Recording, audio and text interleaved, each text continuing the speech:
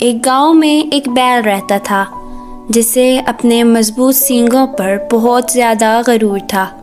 وہ ہمیشہ خود کو دوسروں سے بہتر سمجھتا اور اپنی طاقت پر بہت زیادہ غرور کرتا۔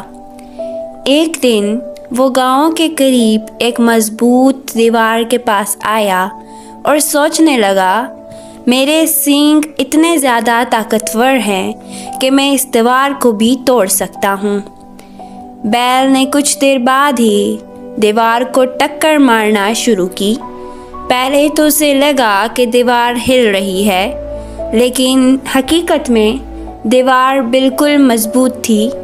بیل مسلسل ٹکریں مارتا رہا اور مارتا ہی رہا، یہاں تک کہ اچانک اس کے سینگ ٹوٹ گئے۔ وہ درد سے رونے لگا اور سمجھ گیا کہ اس کی طاقت اور غرور نے اسے نقصان پہنچایا ہے۔ شرمندہ بیل نے سوچا، اگر میں اپنی طاقت کا غلط استعمال نہ کرتا اور غرور نہ کرتا تو یہ نقصان نہ اٹھانا پڑتا۔